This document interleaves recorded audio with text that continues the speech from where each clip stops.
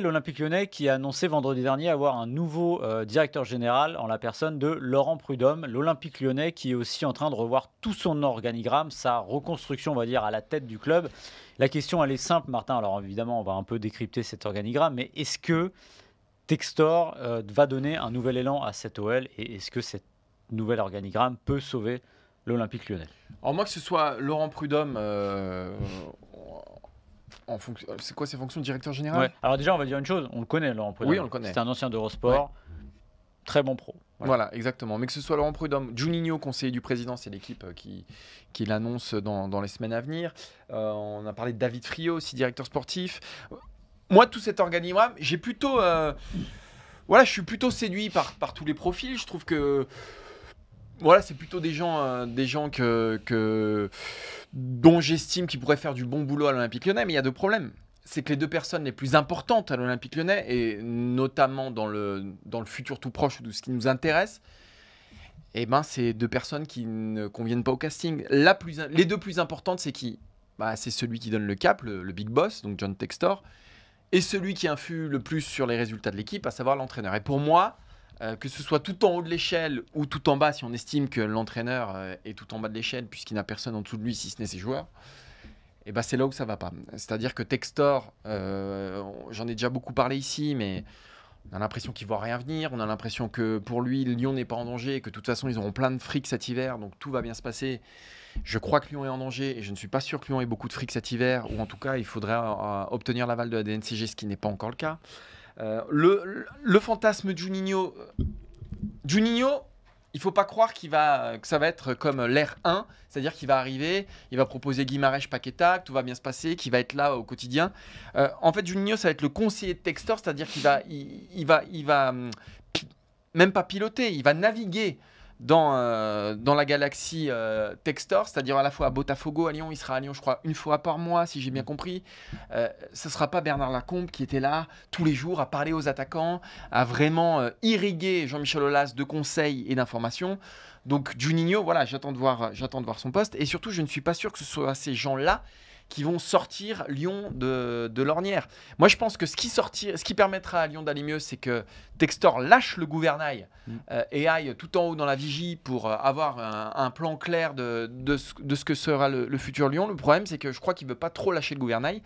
Même s'il s'entoure beaucoup, ça pourrait être un premier signe d'évolution et qui va dans le bon sens. Mais le problème, c'est que Textor, je ne suis pas sûr qu'il veuille lâcher ses prérogatives et je ne suis pas sûr qu'il veuille lâcher le cœur du réacteur, c'est-à-dire le mercato et le quotidien de l'OL.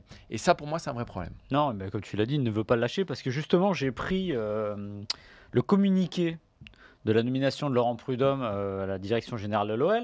T'as raison, oui. Le communiqué qui explique « Laurent sera responsable de la direction et de la gestion de toutes les opérations quotidiennes de l'Olympique Lyonnais, relevant directement de moi. » Et là, quand on cite de moi, voilà. Même si les décisions finales sur les questions de football me reviendront grâce à contribution active, etc., ça revient toujours à lui. Donc lui, il n'a pas envie de lâcher le gouvernail, comme tu dis. Après, je l'ai dit, Laurent Prudhomme, on le connaît, c'est un pro, que des bonnes choses à dire dessus. Et globalement, si vous regardez l'organigramme à venir, Mathieu Louis-Jean, tout ça, un par un, ça ressemble à un bon attelage. Maintenant, 1 plus 1 plus 1 plus 1, ça ne fait pas toujours la somme des individualités. Et de voir comment ça fonctionnera. Moi, je suis plus partagé sur Juninho parce que je ne sais pas trop ce que c'est ce rôle, en fait. C'est toujours pareil. C'est des joueurs, c'est des anciens joueurs qui, à la fin de leur carrière, ont envie d'être dans le football, mais finalement, n'ont pas tellement... ou envie d'être sur le banc, mais ils ne sont pas sûrs. Directeur sportif, c'est pas ça. Donc, on trouve un truc un peu à côté. Et généralement, quand on est sur un poste un peu flou, c'est qu'il y a un loup et qu'on ne sait pas trop quoi faire. Voilà. Donc ça, c'est autre chose, on verra. Mais après, ce qu'il y a, c'est comme tu l'as dit...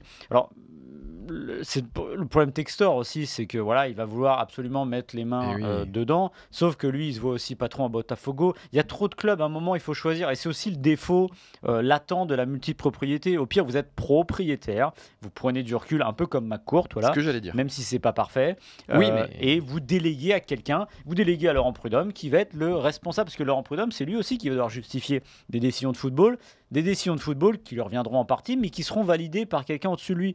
Donc c'est un exercice aussi particulier sur le papier. Et après, moi, tu l'as dit, la DNCG. En gros, peut-être qu'il y aura un nouvel élan avec cet organigramme, mais le problème, c'est que là, comme tu l'as dit, il faut se rendre compte que là, il y a urgence. Il n'y a Eh pas oui. le temps de dire on va faire comme ça. Non, non, non. C'est maintenant. Et le problème, il est où? Il est sur le terrain. Le fameux mercato, il faut quand même passer devant la DNCG le 28 novembre. Si ça passe pas, ce qui n'est pas impossible. Et il y a l'affaire Noama aussi. Ouais. Il y a l'affaire Noama dont on ne sait pas, dont on ne connaît pas l'issue. Et l'une d'entre elles pourrait être une interdiction de recrutement, tout Voilà. de même. Donc voilà, il faut surveiller tout ça. Et moi, le problème que je vois semaine après semaine et qui ne peut pas être réglé avant le mercato, bah, il est sur le terrain, tout simplement. Moi, je le répète, hein. Noama, tu l'en as parlé. Baldé, c'est bien gentil. Jeffinho, c'est bien gentil. Cette équipe a le niveau allez, bas première partie enfin, première partie de tableau, pas plus haut. Déjà, bon, il ne rêve plus au podium, mais encore une fois, c'est pas une équipe qui regorge de qualité individuelle. Mhm. Donc moi, le problème, il est là. Cet organigramme-là, dans un monde idéal, il aurait fallu le mettre en place au mois de mai C'est ça. ou au mois d'avril. Exactement. Voilà. On savait très bien qu'Olas, ça ne durerait pas 3 ans. On se doutait sûrement pas que ça exploserait comme ça le 1er ou le 8 mai, je ne sais plus, mais en tout cas vers la fin de saison. Là, oui, c'est bien, ça ressemble à quelque chose, mais je ne sais pas si c'est ça qui sauvera la saison de l'OL.